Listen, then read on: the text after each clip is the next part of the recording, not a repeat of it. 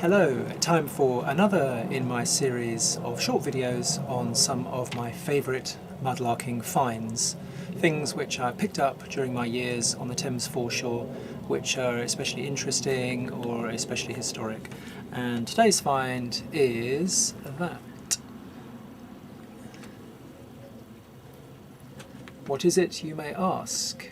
It is a glass seal, green glass, light green glass from a early English wine bottle, late 17th century. It is impressed with a seal, so it is from a sealed wine bottle. The seal, if you can see it there, basically when the wine bottle was made, a blob of glass was put on the shoulder of the bottle and impressed with a metal seal, producing this design. And it's a crown with a trio of initials above it, M, W, A, and underneath the crown there are some thin diagonal lines from the engraving of the seal. Because of this design, we can date this very accurately to between 1660 and 1679, so quite an early English wine bottle from the period of Charles II, the reign of Charles II. The whole bottle would have looked like this. It's called a shaft and globe bottle. Obviously there's the shaft, there's the globe, that's why, and you can see where the seal sits on the shoulder of that bottle there. These are fairly early in the series of English wine bottles, dating between 1660 and 1680 approximately.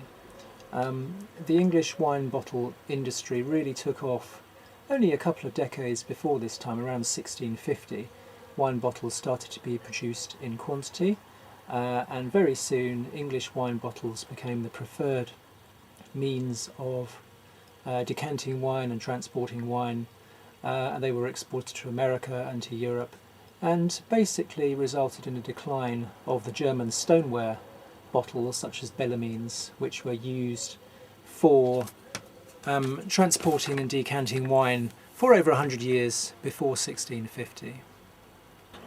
Why were those bottles sealed? Well, basically, in the early days of wine bottle production, bottles were still expensive, a bit of a luxury item, and it was only really rich individuals and institutions that owned them, and especially taverns and pubs, and this one comes from a tavern.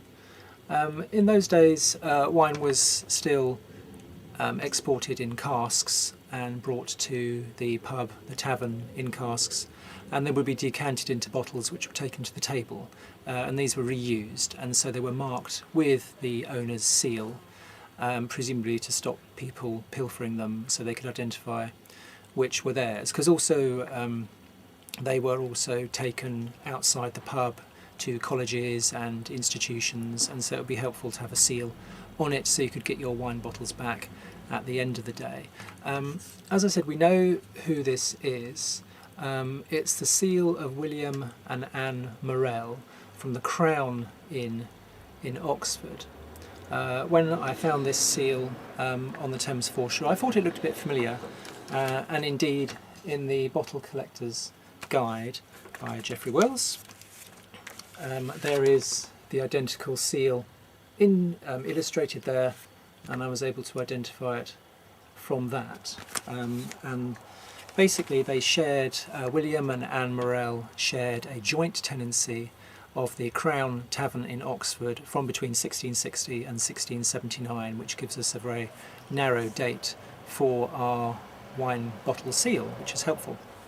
After William's death in 1679, Anne Morel continued to run the Crown at Oxford until her death in 1696, and on the same page of the book there is one of the later seals from her tenancy, helpfully dated 1685.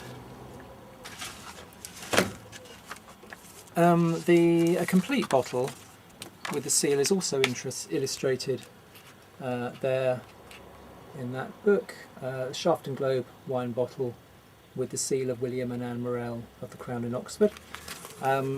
This book, Antique Wine Bottles, Understanding Antique Wine Bottles by Roger Dumbrell, is a mine of information about early bottles and seals. Fantastic, and I was very lucky to find this in a charity shop for £4, so pretty pleased with that.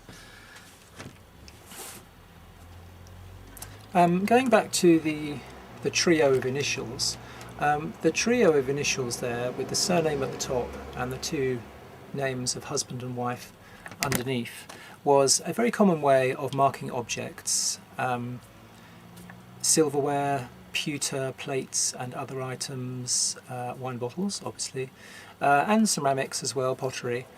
Pretty common from about 1650 right up to about 1750.